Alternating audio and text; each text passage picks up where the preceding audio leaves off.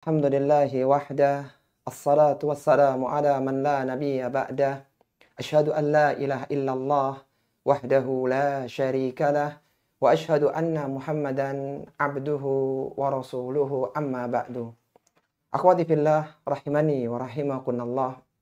Alhamdulillah kita bersyukur kepada Allah Subhanahu wa taala yang mana kita masih diberikan keistiqomahan untuk mempelajari ilmu-ilmu Islam yang merupakan pertanda bahwasanya kita dikehendaki kebaikan oleh Allah Rabb semesta alam. Sebuah kenikmatan yang tidak Allah berikan kepada seluruh makhluknya adalah nikmat iman, nikmat Islam yang dengannya seorang muslimah akan dimasukkan oleh Allah Subhanahu wa taala ke dalam surga yang penuh dengan kenikmatan di dalamnya.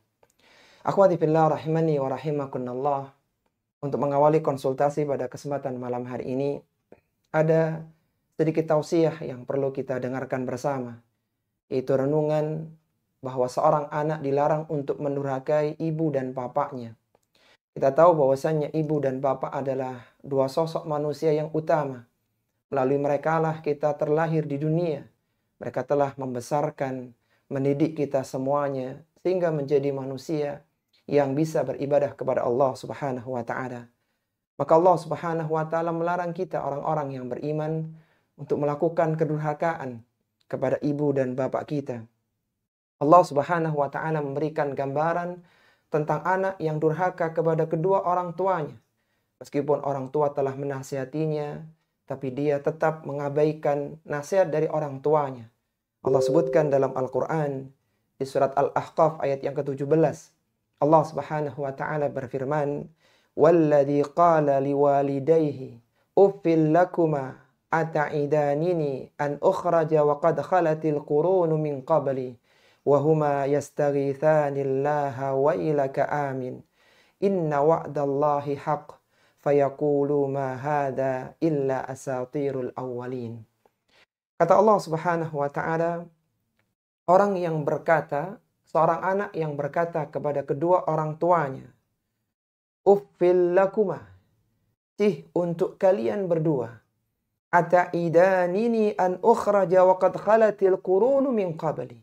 Apakah kalian berusaha memperingatkanku bahwa aku akan dibangkitkan? Wa huma yastaghithanillaha wa ilaka amin.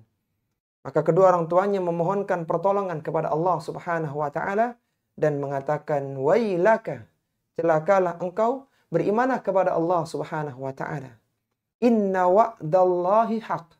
Sesungguhnya janji Allah Subhanahu wa taala benar, bahwa manusia pasti akan dibangkitkan. Fayaqulu ma hadza illa asatirul awwalin. Tapi anaknya justru mengatakan bahwa perkataan itu hanyalah dongeng orang-orang yang terdahulu. Ayat ini merupakan salah satu potongan dari kisah yang Allah sebutkan dalam Al-Quran tentang gambaran anak-anak yang durhaka kepada kedua orang tuanya. Maka seorang anak tidak diperbolehkan untuk mendurhakai ibu bapaknya karena dia tidak akan mampu membalas kebaikan keduanya. Ibu yang telah melahirkannya, bapak yang telah menafkahi dia sehingga dia bisa tumbuh menjadi seorang manusia. Mereka telah memberikan jasa besar. Mereka telah memiliki jasa besar untuk anak-anaknya, sehingga anak-anak tidak layak untuk mendurhakainya. Kalaulah seandainya ada seorang anak yang ingin membalas jasa baik orang tuanya, maka itu tidak akan bisa. Kecuali ketika dia mendapati kedua orang tuanya sebagai seorang hamba sahaya, sebagai budak belian, kemudian dia keluarkan hartanya, dia beli orang tuanya, kemudian dimerdekakan. Maka itu baru membalas jasa baik orang tua. Dan di zaman sekarang tidak ada lagi perbudakan, serta siapa pula yang mampu untuk mengeluarkan harta untuk merdekakan orang tuanya dari perbudakan. Rasulullah Sallallahu Alaihi Wasallam bersabda, "La yajzi waladun walidan." Tidaklah seorang anak mampu membalas kebaikan orang tuanya, illa an yajidahu mamlukan fayashtariyahu fayu'tiqahu. Kecuali dia temukan orang tuanya sebagai seorang hamba sahaya. Kemudian dia beli orang tuanya tersebut dan dia merdekakan orang tuanya. Maka itu dia baru bisa membalas jasa orang tuanya.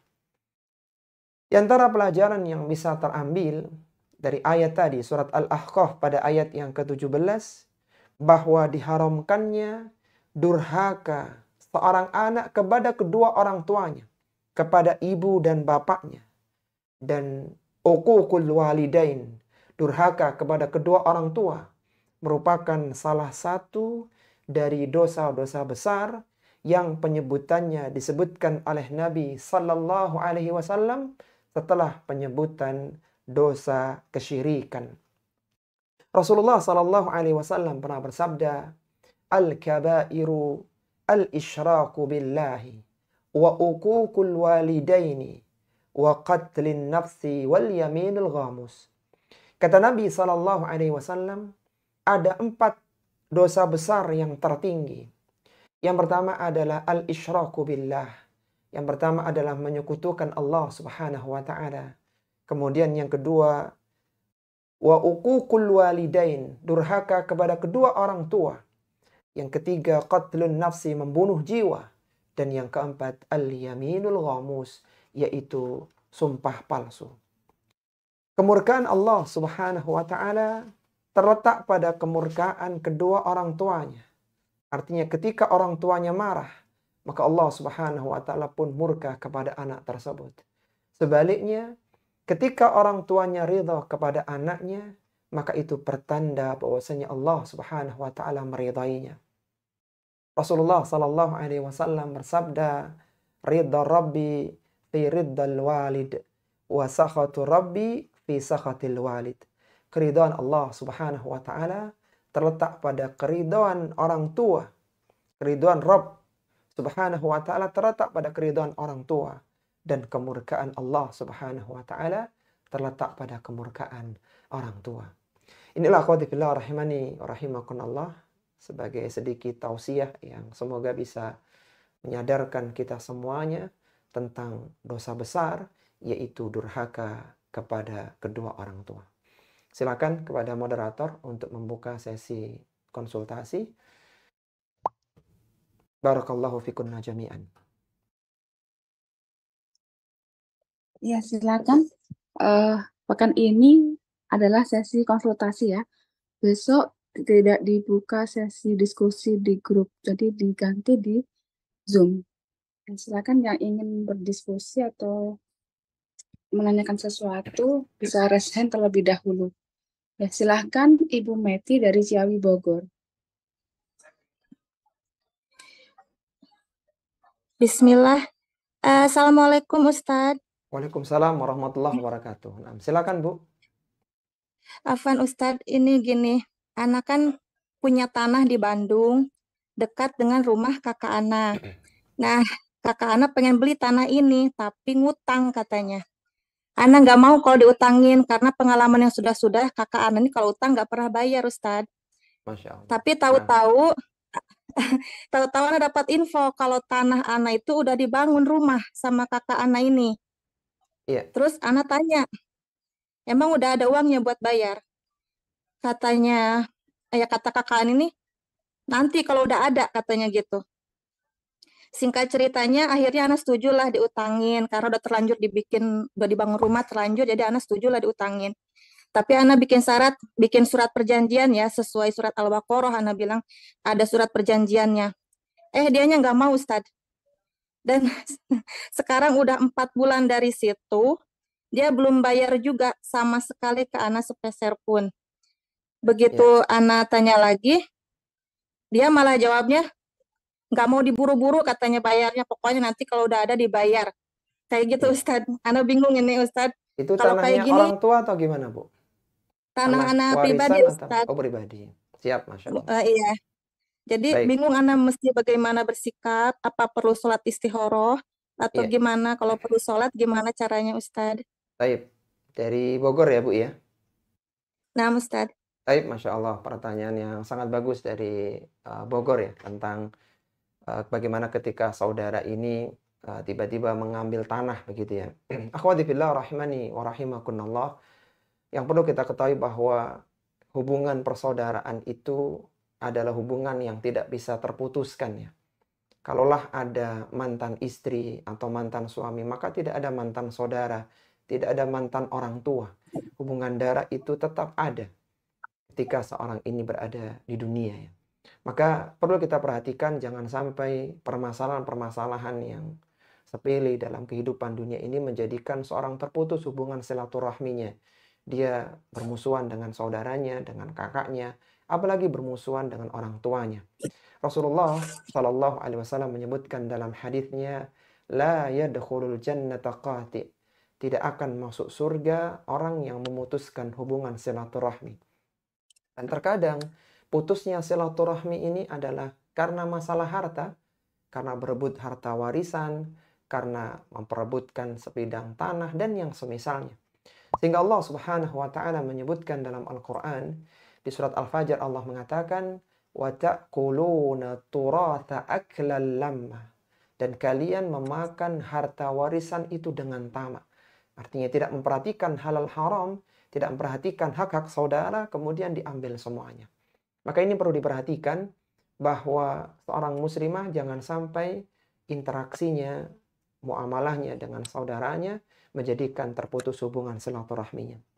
Adapun dalam sudut pandang Islam, ketika seorang ini akan memiliki satu barang, maka harus ada akad ya. Apakah itu jual beli, apakah itu dihibahkan, atau yang lainnya. Sehingga pada asalnya seorang tidak boleh mengambil harta orang lain sampai jelas bahwa itu menjadi kepemilikannya. Baik itu karena tukar-menukar jual beli, ataupun karena dihadiahkan oleh saudaranya. Hingga seharusnya saudara tadi itu dia akad terlebih dahulu, jual beli misalnya berapa harganya. Kalaulah memang kredit ya dicicil berapa lama dan seterusnya. Karena ketika jatuh tempo kemudian ada minta waktu untuk pelonggaran dalam pembayaran, maka antunna mendapatkan pahala seperti sedekah sebesar hutang tersebut. Jadi saran kita silakan dibicarakan baik-baik tentang status tanah itu, bahwa itu belum resmi untuk jual beli, tapi kok sudah dibangun begitu. Silakan dibicarakan sehingga nanti dapat solusi yang terbaik. Ya, jadi memang kadang perlu mengalah ya dengan saudara. Karena ketika keluarga kita kondisi ekonominya misalnya kurang ya, semua keluarga ikut memikirkannya. Ya, jadi silakan dicari solusi yang terbaik agar jangan sampai masalah tanah itu menjadikan hubungan renggang, menjadikan silaturahmi terputus, dan itu menjadi penyesalan pada hari kiamat ya. Ya wallahu taala alam. Ada lagi Bu dari Bandung ya? Afan Ustadz? Iya. Dari Bogor, Ustadz. Dari Bogor, perlu bikin apa perlu anak sholat istikharah gitu Ustadz, ini perlu dilanjut apa enggak gitu, anak masih bingung ini Ustadz. Iya. Soalnya mungkin silakan orangnya ya, orangnya nggak mau diajak kompromi Ustadz, udah anak coba ngomong baik-baik, dianya tetap kayak gitu. Nanti aja dibayar kalau udah ada uangnya, katanya gitu. Tapi nggak jelas Ustadz kapan-kapannya gitu. Baik, mungkin dibicarakan sama suami Bu, bagaimana baiknya.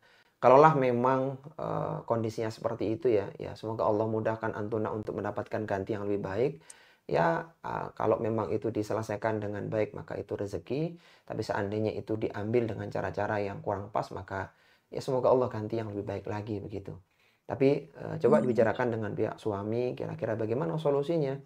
Ya, sepertinya kalau suami yang bicara semoga menjadi perhatian untuk saudara ya, sehingga diselesaikan atau minimal jelaslah akadnya. Karena memang dalam jual beli apalagi yang tempo itu perlu ada akad yang jelas ya.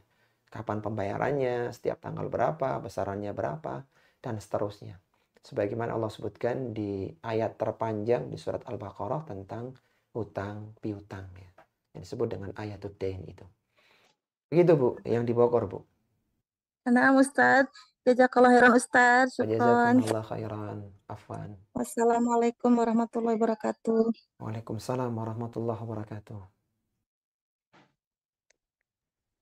Ya, tadi ada pertanyaan lewat chat ini, tapi setelah ini nggak ada pertanyaan lewat chat ya. Langsung tanyakan dari Ibu Lintang di Sidoarjo. Semoga Allah selalu menjaga Ustadz sekeluarga. Ustadz Amin, izin Mbak. Ya bertanya, Allah. bagaimana jika orang tua atau ayah terlanjur mendoakan keburukan untuk anaknya? Apakah doa tersebut akan diijabah oleh Allah? Apakah kita bisa memohon agar Allah tidak mengabulkan doa tersebut? Jazakallahu khairan. Wa jazakumullah khairan, Masya Allah. Pertanyaan yang sangat bagus dari Sidoarjo ya, tentang bagaimana ketika orang tua sudah terlanjur ya mendoakan keburukan untuk anaknya ya. Artinya bagaimana sikap orang tua seperti ini. Ada satu hadis dari Nabi SAW yang perlu menjadi renungan bagi para orang tua dan bagi anak ya, agar tidak menyakiti hati kedua orang tuanya. Rasulullah SAW bersabda, "Thalathu da'watin mustajabatun, la syakka fihinna." Ada 3 doa mustajab yang tidak ada keraguan akan kemustajabannya. Artinya pasti dengarkan oleh Allah Subhanahu wa taala, Allah pasti mengabulkannya. Apa 3 doa itu? Yang pertama, da'watul mazlum. Doanya orang yang terzalimi. Yang kedua, wada'watul musafir. Doanya orang yang sedang bepergian. Wada'watul walid ala waladihi. Doanya orang tua kepada anaknya. Maka ini adalah doa yang mustajab. Ketika orang tua mengucapkan kebaikan, maka kebaikan untuk anak itu. Demikian pula ketika keburukan yang terlontar, maka keburukan yang akan dirasakan oleh anak tersebut. Maka bagaimana orang tua? Yang pertama, hendaknya orang tua ini mengiringi doa kebaikan untuk anaknya setelahnya. Kalau memang doanya tidak lama ya, misalnya dia mengucapkan keburukan, maka dia bisa katakan, na'udzubillah min dzalik. Aku berlindung, kita berlindung kepada Allah dari perkataan tadi, artinya dari ucapan keburukan tadi. Tapi kalau jedanya cukup lama, maka hendaknya orang tua mengiringi doa kebaikan untuk anaknya. Ya, sebagaimana dia pernah mendoakan keburukan, semoga Allah Subhanahu wa taala menggantikan dengan kebaikan. Adapun anak sendiri ya, ketika dia misalnya mendapatkan doa yang seperti itu, hendaknya dia tawakal kepada Allah Subhanahu wa taala. Dia harus meyakini bahwa tidak akan menimpanya kecuali apa yang telah Allah tetapkan untuknya, baik berupa kebaikan ataupun keburukan. Artinya kalaulah dia terpaksa merasakan dampak dari doa orang tuanya dahulu, maka dia harus sabar, ya, dia harus introspeksi diri dan mohon kepada Allah Subhanahu wa taala. Tapi ketika dia misalnya mengiringi dengan berbagai amalan-amalan kebaikan, maka semoga amalan kebaikan itu bisa menjadikan doa tadi diganti oleh Allah Subhanahu wa taala dengan yang lebih baik. Karena amalan kebaikan itu bisa menghapuskan keburukan-keburukan. Taubat yang dilakukan bisa menjadikan seorang terhindar dari bala dan keburukan. Sebagaimana Allah sebutkan di dalam surat Al-Qalam, ketika Allah menyebutkan tentang Nabi Yunus alaihissalatu wassalam yang melakukan sebuah kesalahan, yaitu meninggalkan kaumnya Nainawah setelah beliau berdakwah dan memberikan ancaman azab untuk mereka. Akhirnya Nabi Yunus meninggalkan mereka dan Nabi Yunus pun dilemparkan dari perahu di tengah lautan, kemudian dimakan ikan paus raksasa. Dan di dalam situ Nabi Yunus segera bertobat kepada Allah Subhanahu wa taala dengan mengatakan, la ilaha illa anta subhanaka inni kuntu minadh dhalimin. Tiada ilah yang berhak disembah kecuali Engkau ya Allah, sesungguhnya aku benar-benar melakukan kezaliman. Maka kata Allah Subhanahu wa taala dalam surat Al-Qalam, laula an tadarakahu ni'matun min rabbih lanubida bil ara'i wa huwa madhmum. Seandainya Nabi Yunus tidak segera mendapatkan kenikmatan dari Rabb-nya, yaitu segera bertaubat kepada Allah Subhanahu wa taala, lanubida bil ara'i wa huwa madhmum. Niscaya dia akan dilemparkan dari ikan paus dalam kondisi terhina di tempat yang kering. Jadi segera Nabi Yunus bertobat kepada Allah Subhanahu wa taala. Seharusnya anak tadi yang melakukan kesalahan segera bertobat kepada Allah Subhanahu wa taala. Sehingga orang tua segera mengiringi dengan kebaikan, dengan doa-doa kebaikan, dan anak segera meminta maaf kepada kedua orang tuanya dan mohon ampun kepada Allah Subhanahu wa taala sehingga apa yang diucapkan tidak menjadi kenyataan. Wallahu taala a'lam. Ya, silakan berikutnya Ummu Amar dari USA. Ya, jazakumullahu khairan Ustazah. Alhamdulillah, jazakumullahu khairan Ustaz. Nah, tafadhali Ada Amr. beberapa pertanyaan. Alhamdulillah Ustadz. Iya, Barakallahu Masya fikum. Allah. Wafikunna barakallah. Semoga Silakan, Allah Amr. menjaga Ustadz dan keluarga dimanapun berada. Amin wa iyyakunna. Ya, Ustadz, pertanyaan yang pertama adalah, mohon nasihatnya Ustadz, bagaimana bila kita mendengar bahwa ada seseorang yang mengatakan, ini sebenarnya sudah viral Ustadz, tetapi banyak yang mengatakan bahwa dia ini baik, mengajak orang kepada kegiatan penghafal Al-Quran, berbuat donasi, dan bagi sebagian orang mengatakan dia menjadi seorang ustazah, sebelumnya artis. Tapi sekarang mengajak orang untuk menonton yang di dalamnya ada kemaksiatan. Apa Ya. jawaban kami Ustadz ketika kita bilang menonton film tersebut atau film lainnya banyakkan maksiatnya. Tetapi bantahannya karena orang ini baik. Apa yang Ya. harus saya jawab Ustadz? Mohon nasihatnya. Jazakumullahu khairan. Jazakumullah khairan. Masya Allah. Pertanyaan sangat bagus ya dari USA ya, tentang bagaimana ketika ada seorang sosok yang dia baik bahkan menyeru dalam kebaikan, kemudian ternyata mengajak kepada hal-hal yang menyelisih syariat Islam. Taib, akhwati fillah rahimani wa rahimakumullah. Yang pertama bahwa kita tidak boleh taklid ya dengan seseorang ya, kecuali kepada Nabi Muhammad sallallahu alaihi wasallam. Kata Imam Malik rahimahullah taala, semua ucapan itu bisa diterima atau ditolak illa sahibu hadzal qabr, kecuali pemilik kubur ini, itu Rasulullah Muhammad sallallahu alaihi wasallam yang ucapannya mutlak harus diterima. Adapun orang yang lainnya, maka semua ucapannya ditimbang dengan dalil apakah itu sesuai dengan Al-Qur'an dan As-Sunnah atau menyelisihinya. Ketika dia sesuai dengan Al-Qur'an dan As-Sunnah, maka kita mengikutinya. Akan tapi ketika bertentangan, maka kita kembalikan kepada dalil yang ada. Maka semua berlaku seperti ini ya. Baik itu orang yang dikenal sebagai tokoh, pendidik, dan yang lainnya. Kalaulah yang diucapkan adalah kebaikan berdasarkan Al-Quran dan As-Sunnah, maka kita mengikuti. Tapi jika tidak, maka kita meninggalkannya. Maka bagaimana sikap kita ketika dia memerintahkan misalnya melihat sesuatu dan itu menyelisih syariat Islam yang mulia, maka kita menasihati kalau bisa. Kalau tidak, maka kita tidak mengikuti ucapan tersebut ya. Seandainya antuna punya kekuatan, punya kemampuan untuk mengingatkan, maka diingatkan. Sebagaimana Allah Subhanahu wa taala sebutkan dalam surat Adz-Dzariyat, fadzakir. Allah menyebutkan, berikanlah peringatan, dan peringatan itu bermanfaat bagi orang-orang yang beriman. Maka ketika diberikan peringatan itu bermanfaat dan dia berubah, maka itu kebaikan. Akan tapi ketika tidak, maka minimal kita sudah menyampaikan nasihatnya kepada saudari, kepada saudara kita yang lainnya. Maka kembali lagi dalam pertanyaan, saat dia mengajak kepada hal-hal yang mungkar, maka cukuplah kita menasihati, kita tidak mengikuti, dan tidak perlu menjelek-jelekan muslim dan muslimah yang lainnya ya. Cukup kita nasihati saja, tidak perlu kita menjelek-jelekan dia begitu. Sebagaimana Allah Subhanahu wa taala melarang kita dalam firman-Nya, di antaranya Allah mengatakan, wailul likulli humazatil lumazah. Celakalah bagi orang-orang yang suka mencela, baik dengan lisannya maupun dengan perbuatannya. Allah Subhanahu wa taala juga menyebutkan dalam surat Al-Hujurat, Allah mengatakan, la yaskhar qaumun min qaumin, asa janganlah seorang itu mencela kaum yang lainnya.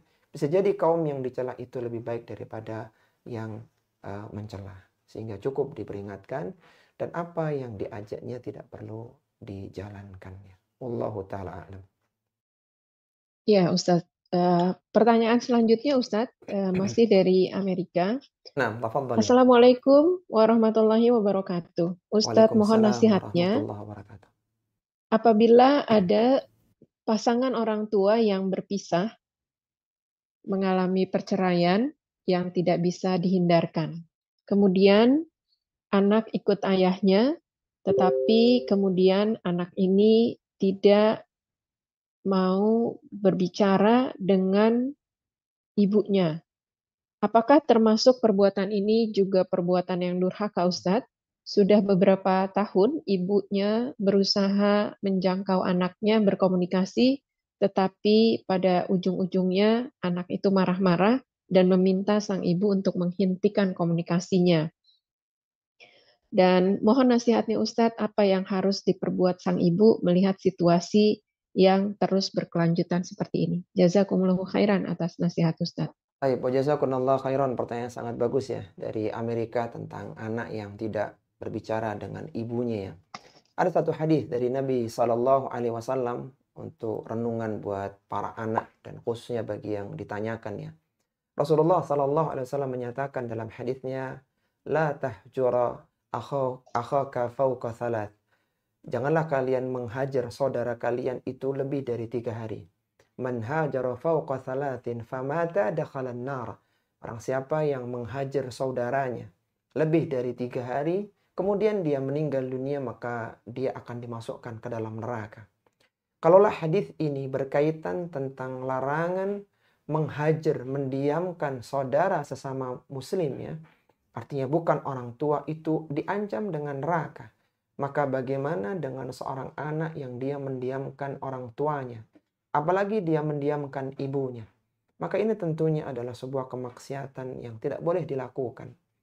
Dahulu ada seorang sahabat yang dia ikut berperang bersama Nabi Shallallahu Alaihi Wasallam. Kemudian dia tinggalkan ibunya dalam kondisi menangis. Maka sampainya kepada Nabi Shallallahu Alaihi Wasallam, dia mengatakan, wahai Rasulullah Shallallahu Alaihi Wasallam, aku telah tinggalkan ibuku dalam kondisi menangis. Maka kata Nabi, pulanglah, buatlah ibumu tertawa sebagaimana engkau telah membuatnya menangis. Rasulullah tidak mengizinkan dia ikut perang, tapi justru diperintahkan untuk membahagiakan ibunya. Kalaulah jihad yang besar saja, itu diletakkan oleh Nabi penyebutannya setelah birrul walidain, lalu bagaimana dengan seorang anak yang mendiamkan ibunya? Tentunya akan sangat menyakitkan orang tuanya. Abdullah bin Mas'ud radhiyallahu taala anhu pernah bertanya kepada Nabi Sallallahu Alaihi Wasallam tentang amalan yang utama. Beliau mengatakan, ya Rasulullah, ayyul amali, ya Rasulullah, ma'ahabul amali ilallah. Wahai Rasulullah, apakah amalan yang paling dicintai oleh Allah Subhanahu Wa Taala? Maka Nabi Sallallahu Alaihi Wasallam mengatakan, as-salatu ala waktiha, itu salat dalam waktunya.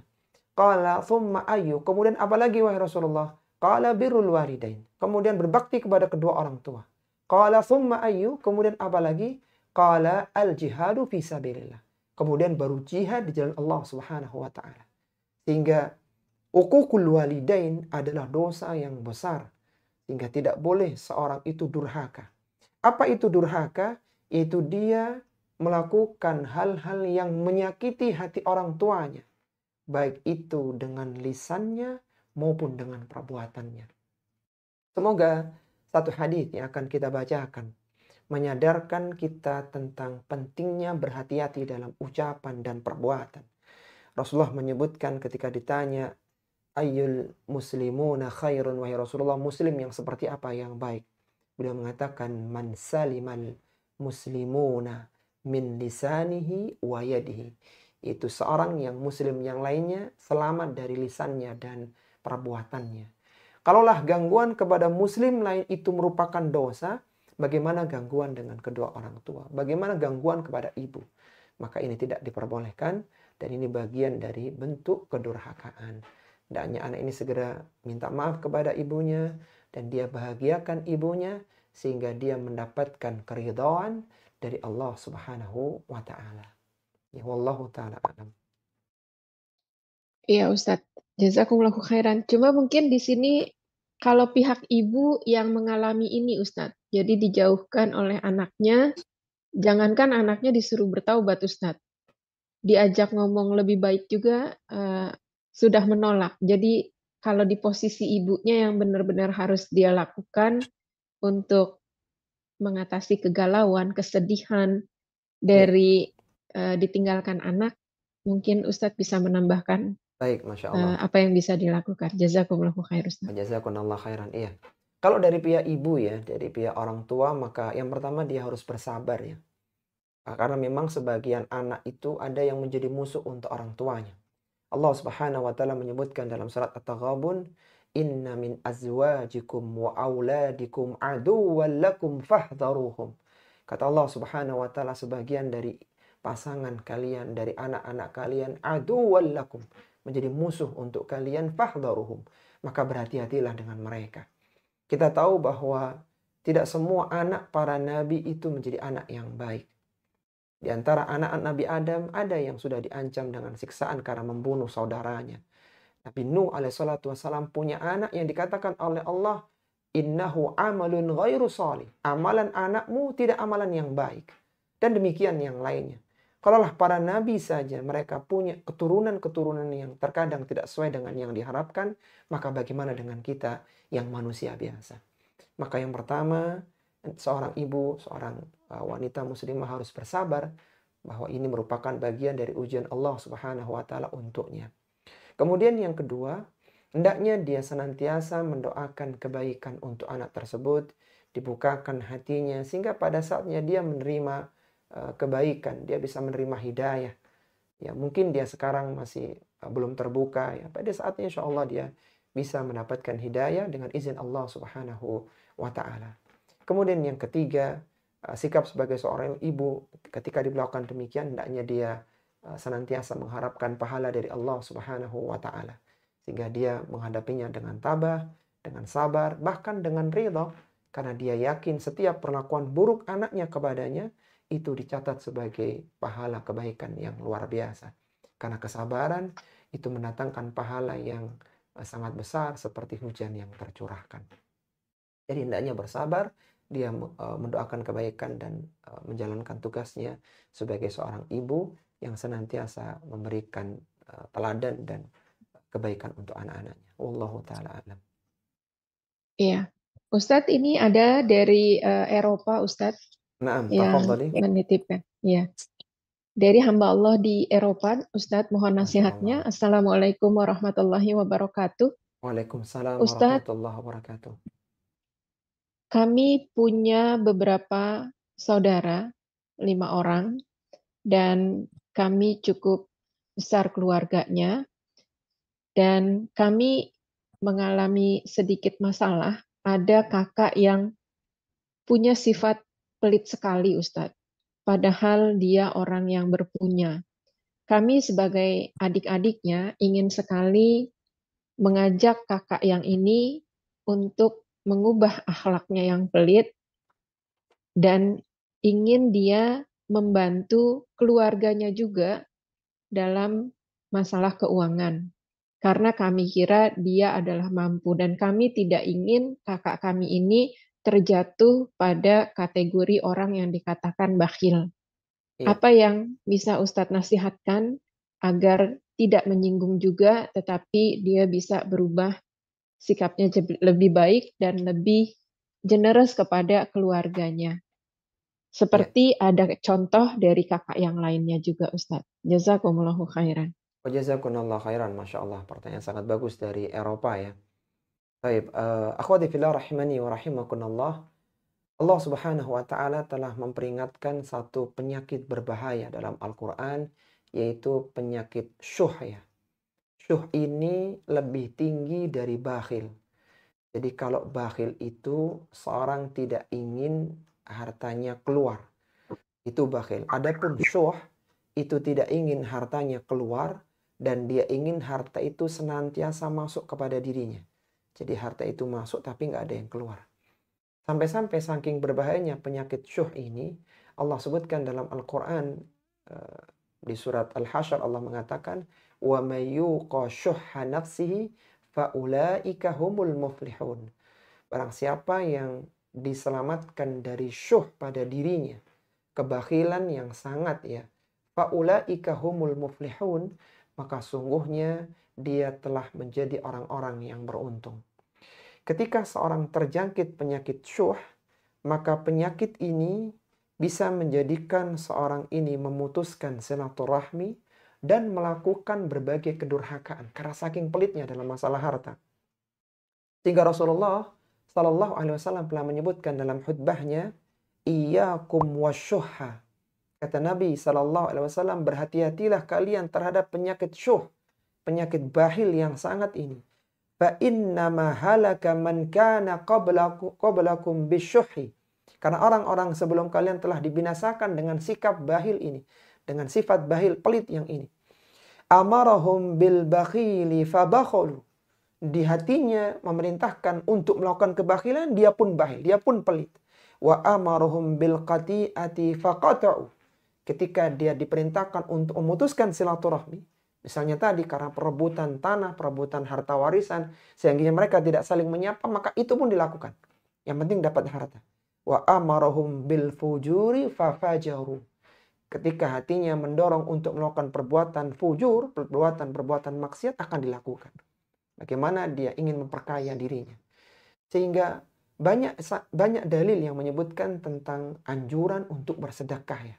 Sebagaimana Nabi SAW menyebutkan, tidaklah terbit matahari di pagi hari, tidaklah ada pagi hari, kecuali turun yanzilani malakani. Turunlah dua malaikat.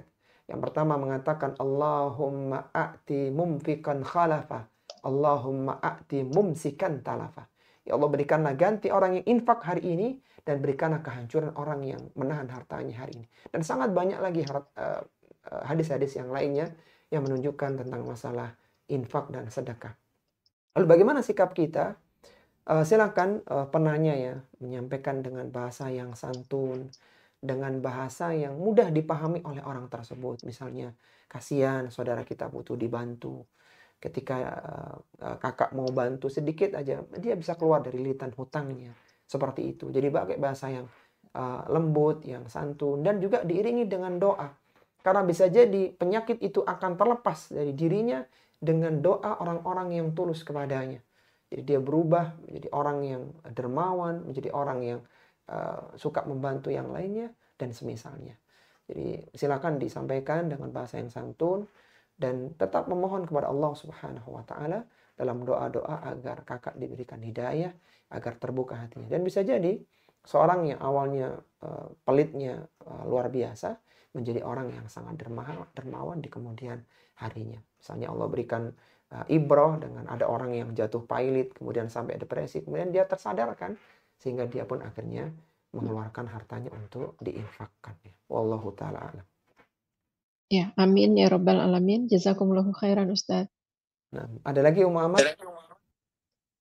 Mungkin bergantian dulu Ustaz, karena ini ternyata banyak yang sudah resen. Baik, Masya Allah. Barakallahu fikum. Silakan yang lainnya. Silakan Ibu Darwati dari Jember.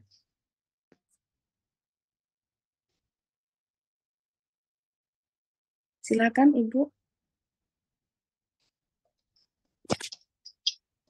Ibu Darwati dari Jember. Atau untuk menunggu Ibu Darwati bisa mic-nya dinyalakan dulu, mikrofonnya. Ya, sambil menunggu mungkin Ibu Novita dari Pasuruan, silakan. Oh, Ibu Darwati sudah menyalakan ya. Ya, terima kasih. Jazakumullah khairan. Assalamualaikum Ustaz. Waalaikumsalam warahmatullahi wabarakatuh. Nah, silakan Bu. Iya, yang ini tentang haji Ustaz. Saya itu saat ini ada panggilan haji. Alhamdulillah, Masya Allah. Sebenarnya tahun kemarin juga ada panggilan haji. Saya menunda karena tidak diperlakukan kuota mahram. Suami saya itu meninggal tahun 2016. Terus langsung saya ganti, bukan diganti sih. Waktu itu tidak peraturan, langsung diganti. Jadi diambil daftar baru anak saya. Iya. Otomatis kan panggilannya nggak bersamaan untuk saat ini. Iya. Untuk tahun 24 ini, 24 sepertinya pendampingan kuota untuk pendampingan mahram itu ada, tapi ada syarat setelah tahap pembayaran pertama bisa ditambah. Tapi kalau full tidak ada kuota untuk pendampingan mahram. Iya. Terus syarat juga kalau misalkan ada syarat untuk mengajukan mahram itu saya harus lunas haji saya. Setelah itu kalau misalkan tetap tidak ada, kalau sudah lunasi tetap tidak ada, anaknya tidak bisa ditarik, otomatis saya harus nunda lagi nih Ustadz nih. Iya. Ji, Karena yang ditanyakan mahram apanya, Bu? tetap tidak bisa ditarik. Iya. Nah, yang ditanyakan gini Ustadz, kan syarat haji kalau sudah lunas itu kan cuma 2 kali.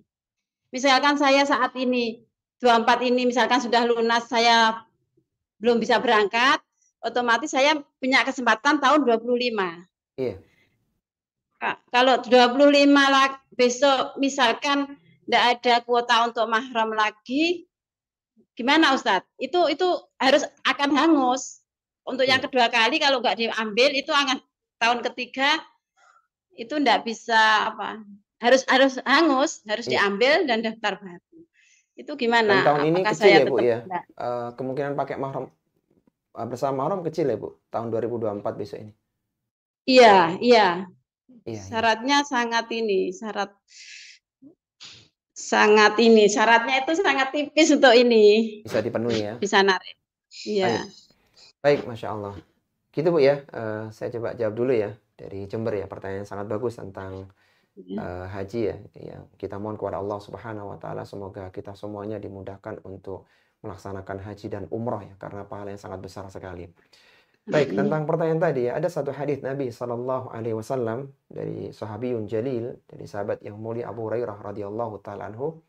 Nabi Sallallahu Alaihi Wasallam bersabda, la yahillu limra'atin tu'minu billahi wal yaumil akhir an tusafira masirati yaumin wa lailatin laisa ma'aha mahramah.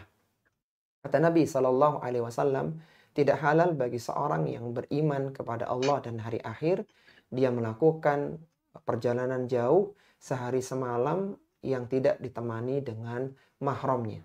Kita tahu kalau perjalanan dari Indonesia ke Saudi Arabia ya, kalau kita berangkat dari Surabaya itu, Bandara Surabaya 11 jam.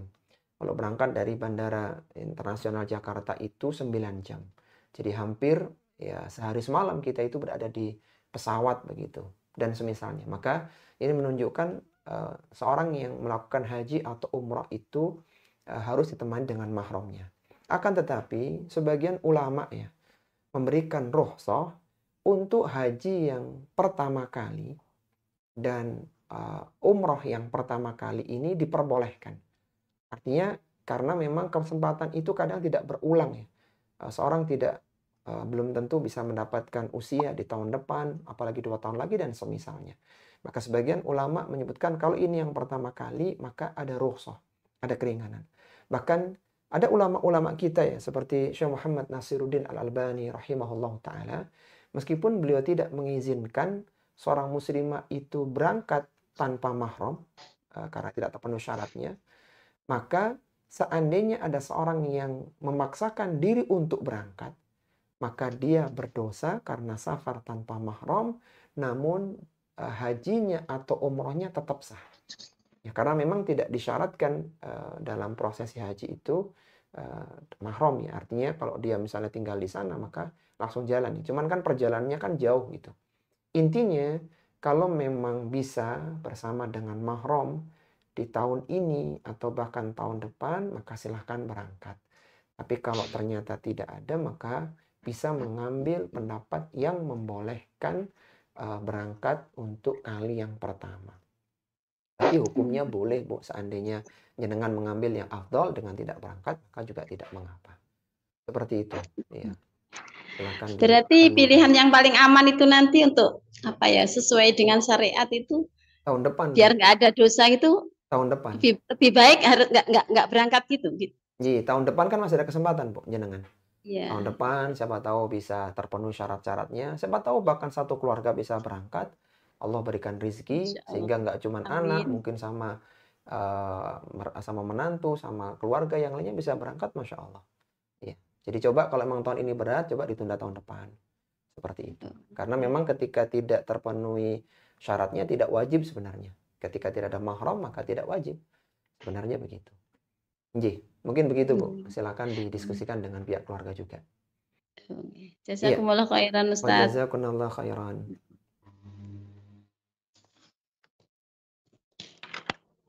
Ya, silakan berikutnya Ibu Novita dari Pasuruan.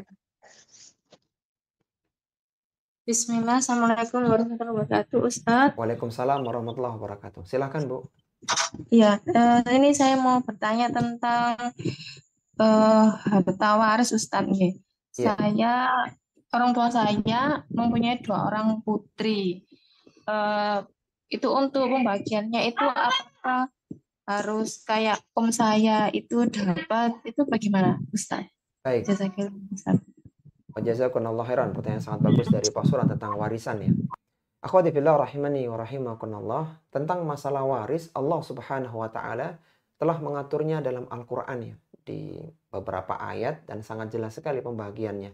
Bahkan kalaulah perintah tentang masalah salat, puasa, bahkan zakat itu umum, aqimus shalah wa atuz zakah, ya ayyuhalladzina amanu, wahai orang-orang yang beriman, diwajibkan atas kalian berpuasa. Itu umum ya, teknisnya itu diatur dalam hadis Nabi SAW.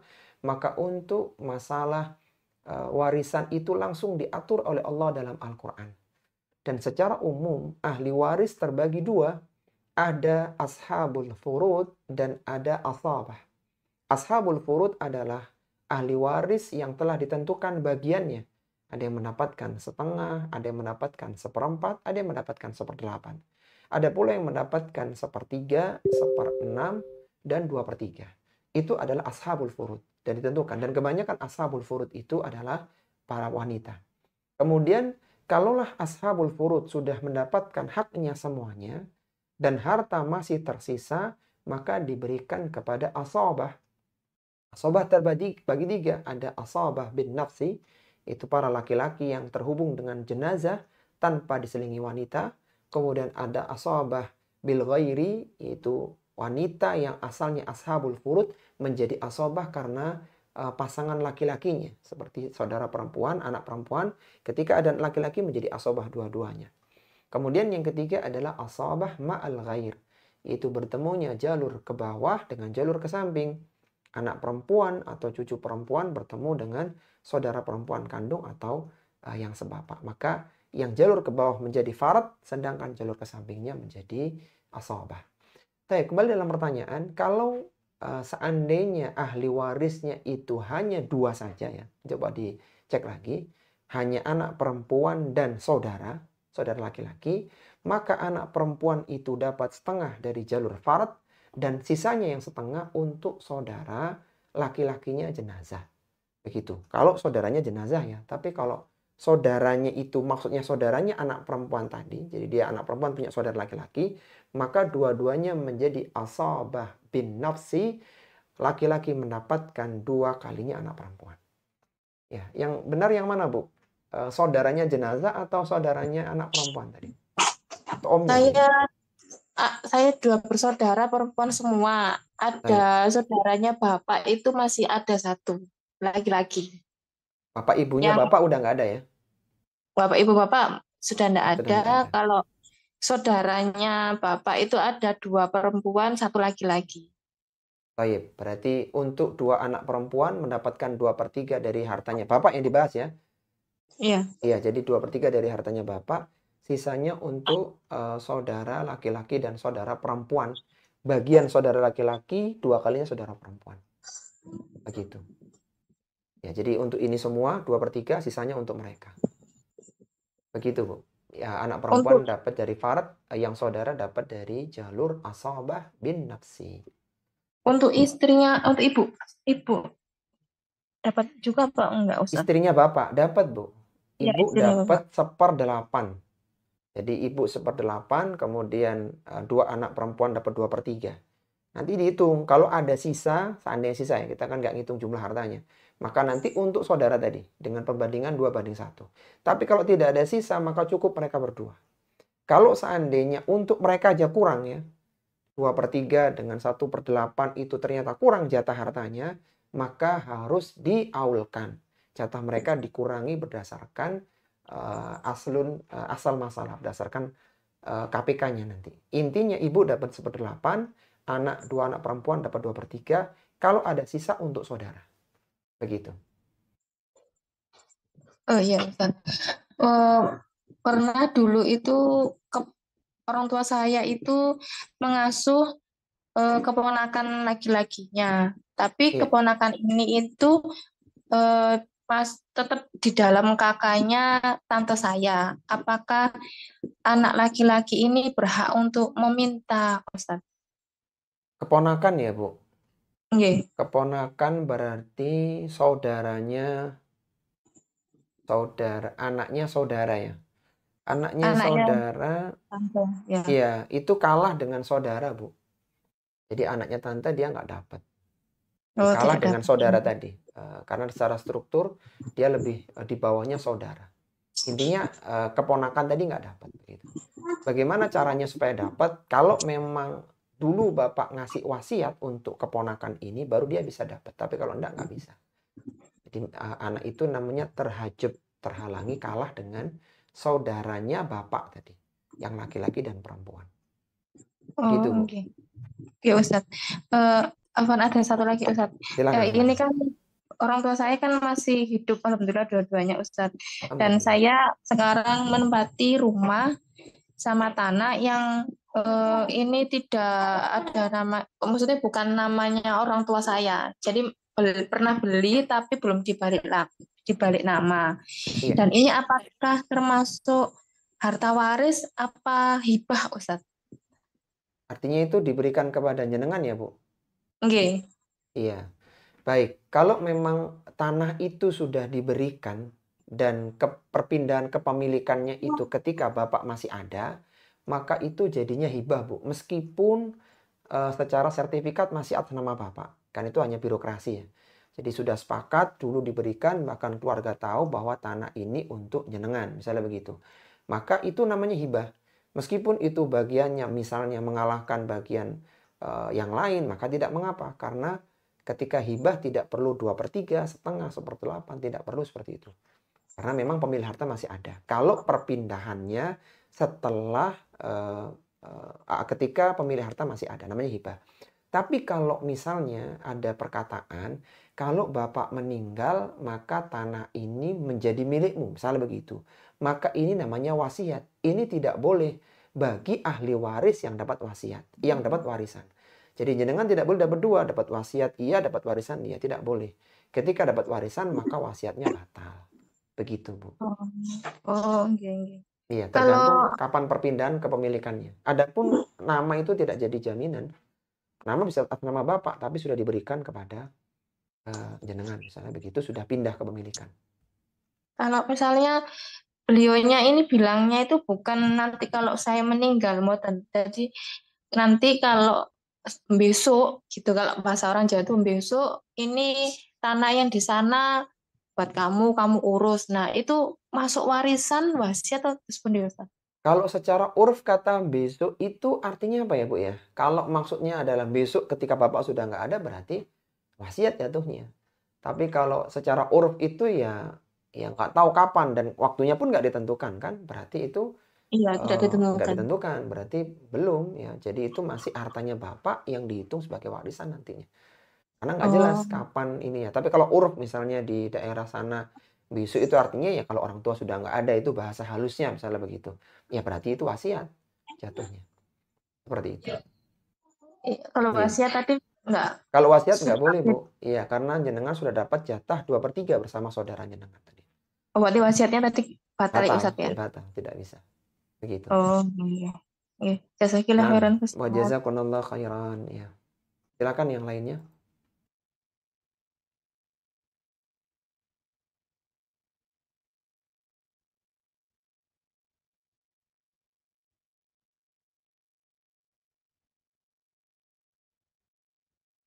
Baik, silakan yang lainnya.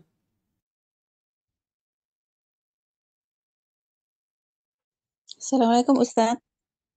Nah, waalaikumsalam warahmatullahi wabarakatuh. Nah, tafadhali, silakan. Ustaz, Ana ingin bertanya kayak seperti yang tadi ukti yang di Bogor tadi Ustaz. Ini dari mana, Bu ya? Dari Tangerang Ustaz. Tangerang. Dari Ummu Zulfa. Ummu Zulfa Tangerang. Oh iya, silakan dari Tangerang.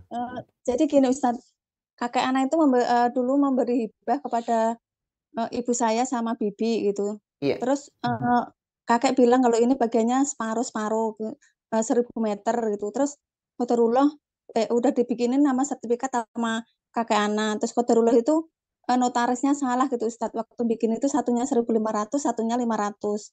Terus Iya. waktu disampaikan itu katanya ntar aja kalau udah dibagiin ke anak-anak sekalian betulinya gitu kata bibi itu. Terus lama-lama bibi itu udah meninggal Ustadz sekarang. Nah sekarang tinggal anak-anaknya. Tanpa sepengetahuan keluarga kami, mereka sudah membagi warisan itu ke anak-anak bibi itu semua Ustadz. Jadi nggak Iya. ditanyakan ke keluarga kami, padahal ibu masih ada itu, ibu saya masih ada sampai sekarang. Baik, berarti Terus pembagiannya ketika Bibi masih hidup ya, Bu? Waktu bagi iya masih itu tanah hibah tadi? Ustadz. Ya, Oh enggak, meskipun kalau yang pertama kali yang dikasih kakek itu dari kakek masih hidup Ustadz, masih hibah. hidup, iya. Kemudian Terus dari Bibi yang sampai di notaris tadi yang salah, Bibi juga masih hidup. iya, terus bibi bilang kalau ntar betulinya ntar aja bareng-bareng gitu Ustadz. Iya, iya. Nah, sampai bibi sudah meninggal, waktu bibi sakit itu kami udah mengingatkan gitu Ustadz. Tapi Iya. katanya ntar aja gitu, sekalian bayarnya, maksudnya sekalian biayanya bareng-bareng gitu loh Ustadz. Dan akhirnya sampai meninggal sesuai dengan yang di notaris ya pembagiannya.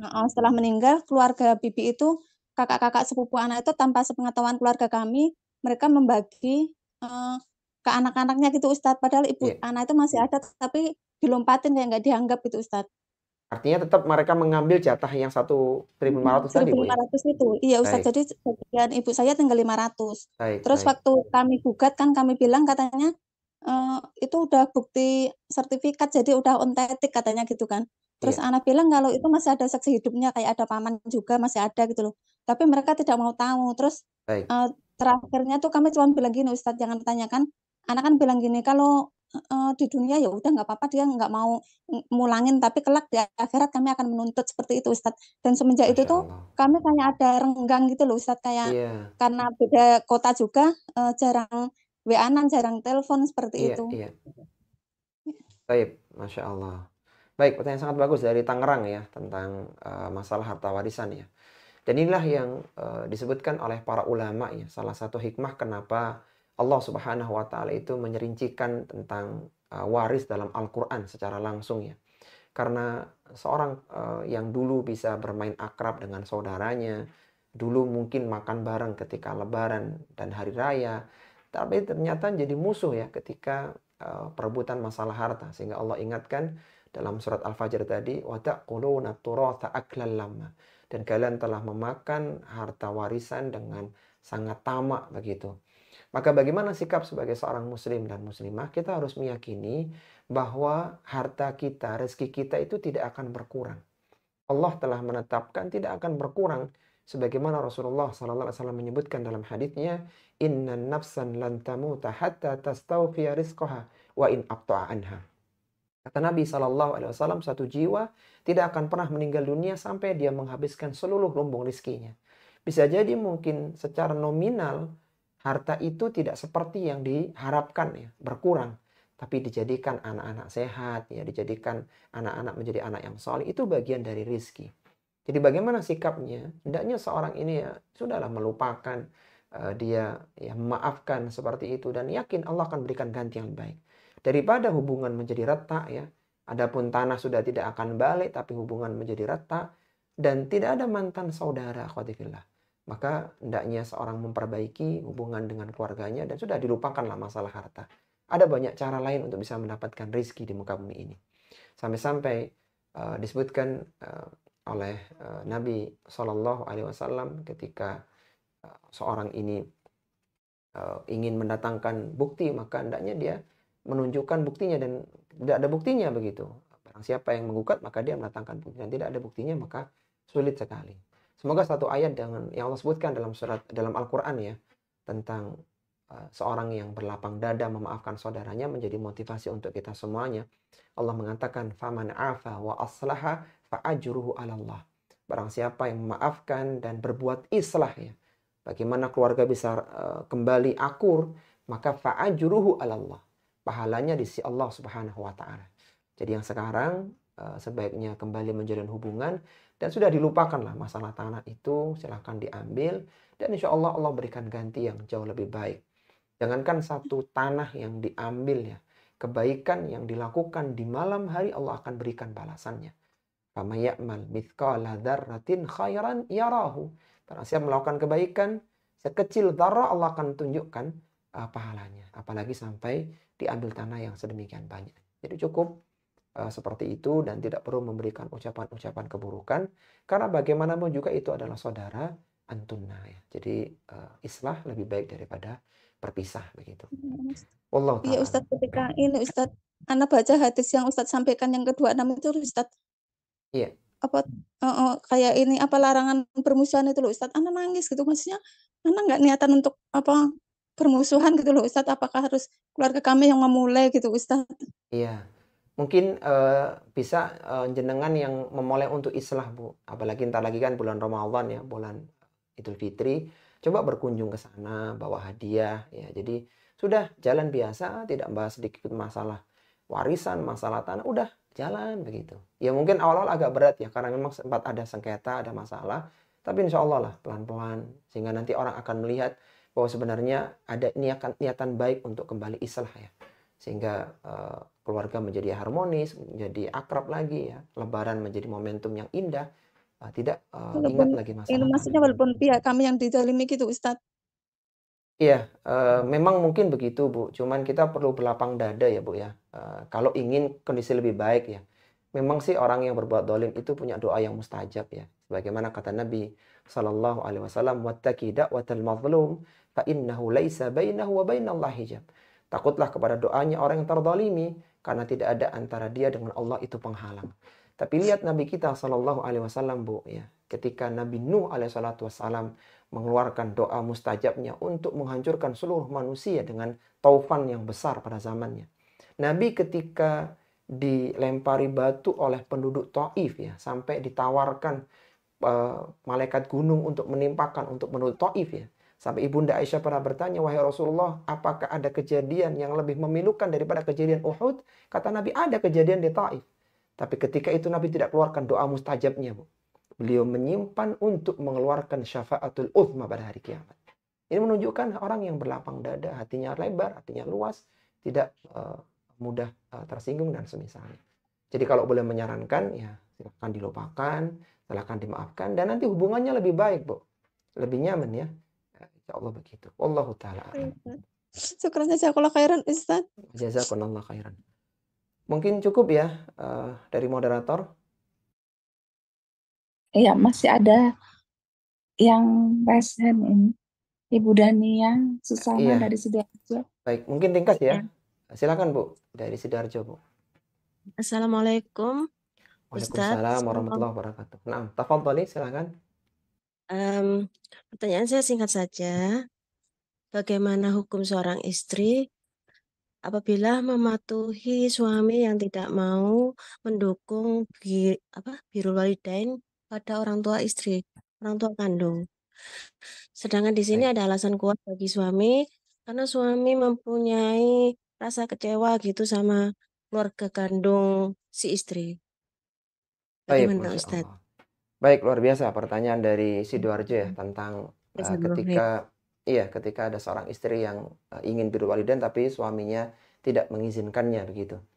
Kalaulah memang seperti itu ya, dan suami punya alasan yang kuat ya, dan harus memilih ya, tidak bisa dikompromikan, maka seorang istri hendaknya mentaati suaminya.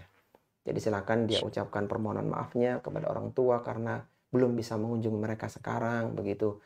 Karena seorang istri yang taat kepada suaminya, Allah Subhanahu wa taala memberikan keutamaan dia boleh masuk surga dari pintu mana saja yang dia kehendaki. Sebagaimana Rasulullah sallallahu alaihi wasallam bersabda, "Idza shallatil mar'atu khamsaha wa shamat syahraha wa ata'at zawjaha wa hafizat farjaha qila laha udkhulil jannati min ayyi abwabil jannati syi'ti." Kata Nabi sallallahu alaihi wasallam, seorang muslimah yang dia menjaga salatnya, dia menjaga puasanya, dia mentaati suaminya dan menjaga kehormatannya, maka kelak pada hari kiamat dikatakan silakan masuk pintu surga dari silakan masuk surga dari pintu mana saja yang engkau kehendaki. Ini menunjukkan bahwa ketaatan seorang istri kepada suami lebih besar daripada ketaatan dia kepada kedua orang tuanya. Kalau memang berbenturan, tapi kalau tidak maka dikompromikan lebih utama. Sampai Bu, ada seorang wanita Bu, yang dia ini tidak mau menikah ya. Dia tidak mau dinikahkan oleh orang tuanya. Dan orang tuanya ini mengantarkan dia, melaporkan dia kepada Rasulullah Sallallahu Alaihi Wasallam. Maka wanita ini mengatakan, ya Rasulullah, aku tidak akan menikah sampai engkau sebutkan apa hak suami atasku. Maka Rasulullah SAW menyebutkan besarnya hak suami atas dia. Artinya kewajiban seorang istri kepada suaminya. Kata Nabi SAW, haqqu zauji ala zaujatihi. Hak suami atas istrinya. Kewajiban istri atas suaminya. In law kanat bihi qarhatun lafasahatha ma'addat haqqahu. Seandainya suaminya punya luka yang bernanah, ya mohon maaf, kemudian istrinya menjilatinya, maka itu dia belum menunaikan hak suaminya. Maka spontan dia mengatakan, kalau begitu aku tidak akan menikah ya Rasulullah. Artinya besarnya kewajiban istri untuk taat kepada suaminya. Suatu ketika Abdullah bin Umar radhiyallahu ta'ala anhu, sepulangnya dia dari Persia langsung bersujud kepada Nabi SAW karena melihat orang Persia yang menghormati raja-raja mereka. Maka Nabi mengatakan, seandainya aku diizinkan untuk memperbolehkan seorang sujud kepada orang lain, la amartul mar'ata an tasjuda ala zawjiha.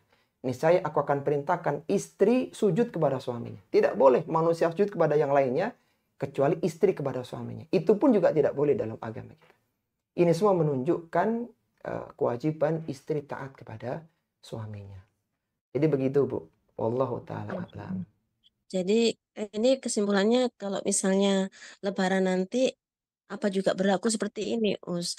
Apa tetap nanti saya harus mentaati suami agar tidak menemui orang tua?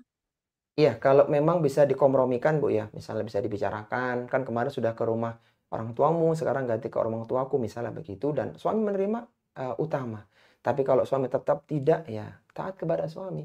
Silahkan ditelepon orang tuanya, disampaikan bahasa yang santun, sehingga tidak ada gap ya antara menantu dengan mertua ya. Tapi tetap dalam ranah antunna mentaati suami begitu. Wallahu ta'ala a'lam.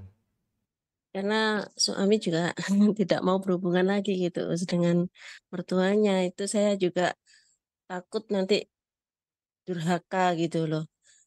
Iya. Apakah itu termasuk durhakaan gitu antara suami dan mertua? Iya, kalau suami dengan mertua kan urusan suami Bu ya. Tapi kan jenengan sebagai seorang istri kan kewajibannya taat kepada suami. Adapun pertama suami bermusuhan misalnya tidak akrab dengan mertua, itu urusan dia begitu, dan itu sisi lain. Adapun istri ikut suami. Ya, selama tidak diperintahkan dalam kemaksiatan, maka tetap taat suami. Ya, dan hendaknya jenengan bertindak di pihak yang menyatukan mereka. Bahkan seandainya terpaksa berdusta, maka dustanya tidak berdosa. Ya, misalnya bilang, Bu ini, atau misalnya ke suami, ini ibu sangat kangen loh, pengen dikunjungi sama sampean Mas, misalnya begitu. Padahal enggak sebenarnya, itu tidak dosa. Ya, karena untuk menyatukan dua pihak yang saling bermusuhan. Begitu. Masya Allah. Terima kasih, sangat jelas penjelasannya, Us. Barakallahu fikum. Tapi cukup ya, moderator ya. Ada satu yang terakhir mungkin boleh. Terakhir, nah, tafadhali, silakan. Silakan Ibu Hana Indah. Ibu Hana Indah dari mana ya? Bismillah. Assalamualaikum Ustadz. Waalaikumsalam warahmatullahi. Dari mana Bu? Saya dari Bogor Ustadz. Dari Bogor, Masya Allah. Nah, tafadhali.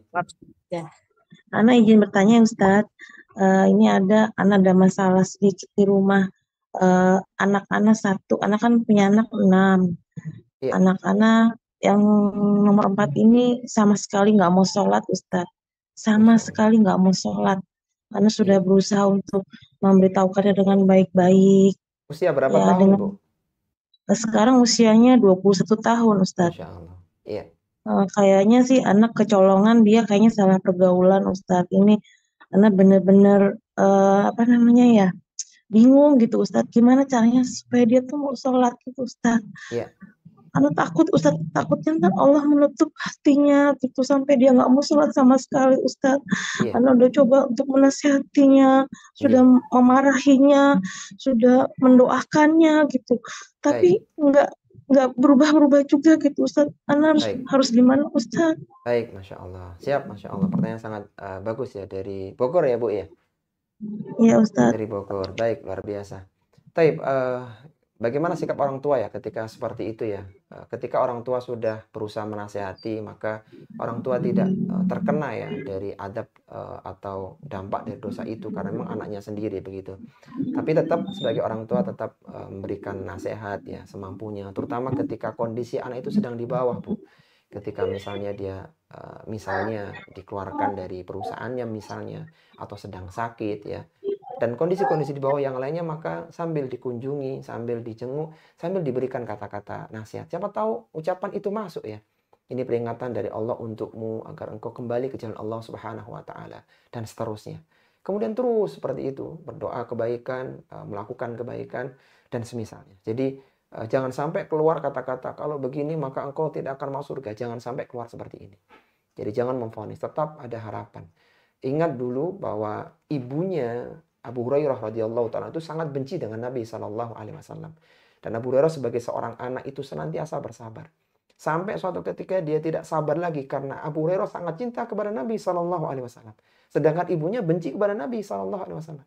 Sampai dia akhirnya pergi kepada Nabi Shallallahu alaihi wasallam dalam kondisi menangis dan Nabi pun mendoakan kebaikan agar ibu Abu Hurairah masuk Islam. Lalu akhirnya dia pulang ke rumah, dia dengarkan ibunya sedang mandi.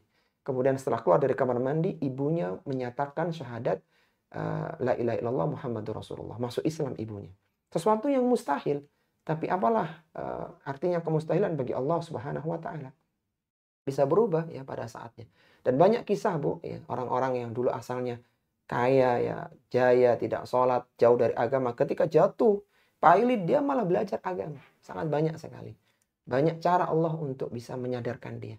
Yang jelas sebagai seorang orang tua harus mendoakan kebaikan, memberikan ucapan-ucapan yang baik, sehingga pada saatnya akan berubah ya anak tersebut dengan izin Allah Subhanahu wa taala. Baik, mungkin begitu ya. Anak takut Ustaz nanti kalau anak meninggal dunia, anak-anak belum sempat tobat, belum sempat kembali ke jalan yang benar. Bagaimana ya Ustaz? Ya Allah, anak bingung benar-benar. Iya, setelah berdoa kepada Allah maka semuanya diserahkan kepada Allah, Bu. Artinya ketika memang Allah menghendaki kebaikan maka akan ada jalan. Akan tapi sebaliknya ketika Allah kehendaki keburukan kepada siapapun maka semua tidak akan bisa memberikan petunjuk. Tidak semua anak Nabi menjadi anak yang baik ya. Anaknya Nabi Nuh juga meninggal dalam kondisi tenggelam dengan tufan dan yang semisalnya. Dan seterusnya. Jadi intinya kita sudah berusaha sebagai orang tua dan kita pasrahkan kepada Allah Subhanahu wa taala. Tapi yang terpenting sebelum ajalnya datang masih ada kesempatan untuk dakwah. Ya, siapa tahu dengan ucapan-ucapan jenengan yang lembut ya, doa yang dipanjatkan di tengah malam bermanfaat untuk dia. Ya, jadi terus berusaha, Bu. Insya Allah masih bisa berubah ya. Baik, begitu ya, Bu ya. Ustaz. Barakallahu Ustaz, jazakumullah khairan. Jazakumullah khairan. Baik, cukup ya moderator? Ya, cukup. Baik, mungkin ini yang bisa Anda sampaikan. Silahkan ditutup oleh moderator untuk mengakhiri konsultasi pada kesempatan malam hari ini.